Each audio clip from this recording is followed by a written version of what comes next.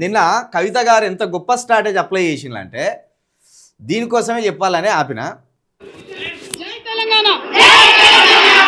తెలంగాణ జాగృతి ఆధ్వర్యంలో 2500 రూపాయల హామీ ఏదైతే మహిళలకు ఇచ్చారో, మరి ఆ హామీని 2500 హామీ ఏదైతే ఇచ్చారో అది పూర్తి చేయమని అడగడానికి మనం ఇక్కడ ప్రజావాణికి రావడం జరిగింది.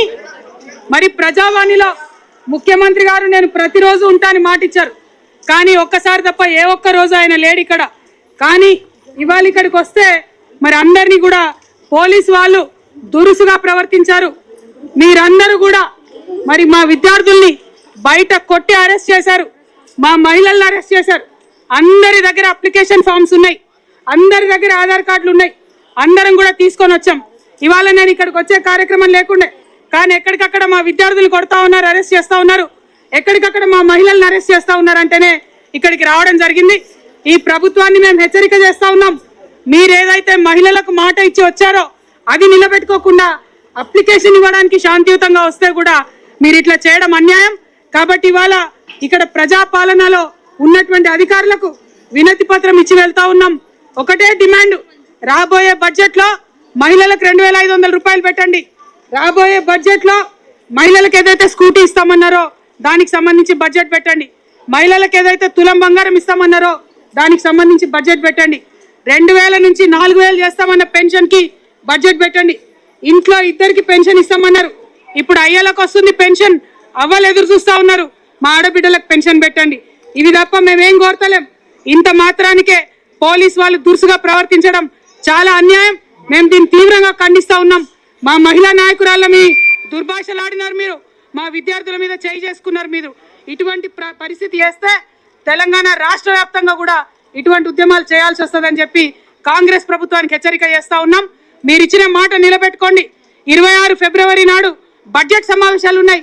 ఈ బడ్జెట్ సమావేశాల్లో మహిళలకు సంబంధించి బడ్జెట్ పెట్టమని డిమాండ్ చేస్తూ ఉన్నాం.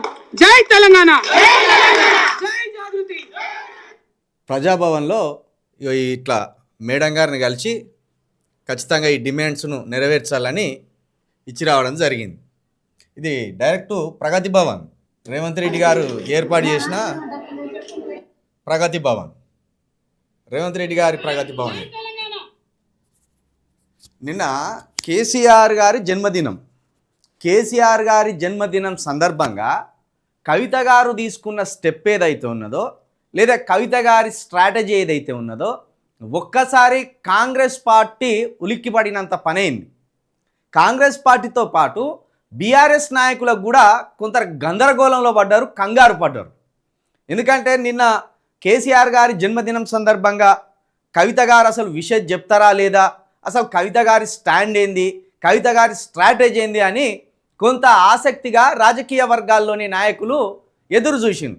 కానీ అందరి ఆలోచనలకు భిన్నంగా, ఎవరి ఆలోచనలకు అందుకరానంతగా, ఎవరు ఊహించనంతగా కేటీఆర్ కంగారు పడేలా, రేవంత్ రెడ్డి ఉలిక్కి పడేలా నిన్న ఏకంగా కవిత గారు ప్రజాభవన్ మీద యుద్ధానికి బయలుదేరినట్టు జరిగింది.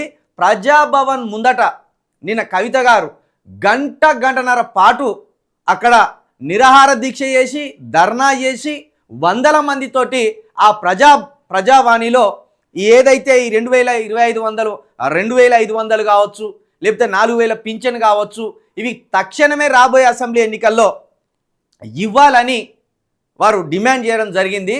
నిజంగా తెలంగాణకు ఉన్న ఒక గొప్పతనం ఏంటంటే ఇక్కడ ఎవరు పోరాడినా అధికారం ఇస్తారు. ప్రజల పక్షాన ఎవరు నిలబడి గ్రౌండ్లో కొట్లాడినా వాళ్ళను నాయకులుగా గుర్తిస్తారు. ప్రజల పక్షాన ఎవరైతే నిబద్ధతతోటి, నిజాయితీతోటి, ఏమాత్రం నిర్లక్ష్యం లేకుండా పోరాటం చేస్తారో, గ్రౌండ్లోకి పోయి ప్రజల సమస్యలను ఎవరైతే కనుక్కుంటారో, ఎవరైతే ఆ ప్రజల సమస్యల పట్ల స్పందిస్తారో వాళ్ళనే ఈ తెలంగాణ నాయకులుగా తయారు చేస్తుంది. వాళ్ళనే ఈ తెలంగాణ ప్రజలు నెత్తి మీద పెట్టుకొని ఆ సీఎం కుర్చీ మీద కూర్చోబెడతారు. ఇది తెలంగాణ నెలకున్న ఒక గొప్పతనం. ఈరోజు ప్రతిపక్షం తన పాత్ర నుండి పూర్తిగా తప్పుకున్నది. ఇప్పుడు ప్రజాభవన్ దగ్గరికి పోయి యుద్ధం చేయవలసింది ఎవరు? కేటీఆర్ గారు. పోతారా ప్రజాభవన్ దగ్గరికి? ఏ ముఖం పెట్టుకొని పోతాడు కేటీఆర్ గారు? ఒకరోజు ఇదే ప్రగతి భవన్ ముందట కంచెలు వేసి, ముళ్ళ కంచెలు వేసి, సామాన్యుడు కూడా అటు తొంగి చూడకుండా చేసిన దుర్మార్గులు ఎవరు? కల్వకుంట్ల కేటీఆర్, కల్వకుంట్ల కేసీఆర్ గారు. కాబట్టి ఏ ముఖంతో పోయి అక్కడ ధర్నా చేస్తారు? ఒకవేళ అక్కడ ధర్నా చేయాలన్నా వాళ్ళ సిగ్గు వాళ్ళు తీసుకున్నట్టే. ఒకనాడు రాజభోగాలు అనుభవించినట్టు, అది వాళ్ళ గడిగోడ అన్నట్టు, అది వాళ్ళ కోట అన్నట్టు అక్కడ ఎవరిని రానియకుండా వందలాది పోలీసులను పెట్టి అక్కడ సామాన్యులను కనీసం ముఖ్యమంత్రి గారి దగ్గరికి పోయి కనీసం వాళ్ళ సమస్యలను చెప్పుకునే అవకాశం ఇవ్వలేదు. ఇలాంటి సందర్భంలో ఏ గడిగోడ అయితే ఉన్నదో ఆ గడిగోడను బద్దలు కొట్టడానికి ఎవరైతే ముఖ్యమంత్రి గారు గతంలో అన్నారో మాది ప్రజాపాలన, ప్రజా దర్బార్ నిర్వహిస్తాం, ప్రజా దర్బార్ను కాస్త ప్రజావాణిగా మారుస్తాం అని పొంకనాలు పొంకి ఈరోజు ప్రజావాణిలో లేకుండా, అసలు ప్రజాభవన్లోనే ముఖ్యమంత్రి గారు లేకుండా ఎక్కడో ఉన్నాడు ఆయన. కాబట్టి అలాంటి చోటుకి కవిత గారే వెళ్ళి ఏకంగా ఒక ప్రతిపక్ష పాత్రను పోషిస్తూ ప్రజల సమస్యలను హైదరాబాద్ నడిబొడ్డుగా ప్రజావాణి కేంద్రంగా, ప్రజాభవన్ కేంద్రంగా తన గళాన్ని వినిపించడం ఏదైతే ఉన్నదో నిన్న మొత్తంగా అన్ని ప్రధాన పార్టీలు కూడా నిన్న ఉలిక్కిపడినంత పనైంది. నిన్న ఏకంగా ఇదే జాగృతికి సంబంధించిన విద్యార్థి విభాగం నేతలను అరెస్టు చేసి ఎక్కడికక్కడ పోలీసు వారు వాళ్ళ మీద నిర్బంధం విధించిళ్ళు. అదేవిధంగా నిన్న అక్కడ ధర్నా చేస్తున్న వారి మీద కూడా లాఠీ చార్జీ చేయాలన్నంతగా ఓ అడావిడి జరిగింది. కానీ ముఖ్యమంత్రి గారి దగ్గర నుండి ఓ సూచన వచ్చింది వాళ్ళకు, ఏమాత్రం ముట్టుకున్నా మనం బదనమవుతాం, ఏమాత్రం ముట్టుకున్న బదనమవుతాం. నిన్న బీఆర్ఎస్ నాయకుల కుట్ర కుతంత్రాలు చూడు, వీళ్ళను అరెస్ట్ చేయకపోతే మంచిగుండు, అసలు వీళ్ళు ప్రజాభవన్కి ఎట్లా పోయిన్లు, వీళ్ళ కుట్ర.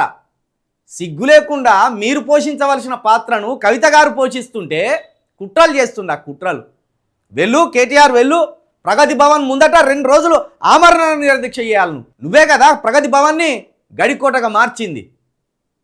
కాబట్టి తెలంగాణ ఎవరు పోరాడినా నెత్తి మీద పెట్టుకుంటుంది, తెలంగాణ ప్రజల తరపున ఎవరు నిలబడ్డా వాళ్ళను నెత్తి మీద పెట్టుకొని వాళ్ళను నాయకులను చేస్తుంది అనేది మరొకసారి చెప్తున్నా. నిన్న కవిత గారు తీసుకున్న స్టాండ్ తోటి తెలంగాణ వ్యాప్తంగా చాలామంది ప్రజలు, ప్రజాస్వామ్యవాదులు అందరూ కూడా హర్షం వ్యక్తం చేసిండ్రు. ఇది కదా, ఇలాంటి పోరాటం కదా ప్రతిపక్ష నాయకులు చేయవలసింది. ఏ పార్టీ లేకున్నా ఒంటరిగా కవిత గారు నిన్న చేసిన ఓ అద్భుతమైన పనికి ప్రజలందరి నుండి కూడా ఏకగ్రీవమైన మద్దతు వస్తుంది. ఒక మంచి మద్దతు అయితే నిన్న ప్రజల నుండి కవిత గారికి లభించింది.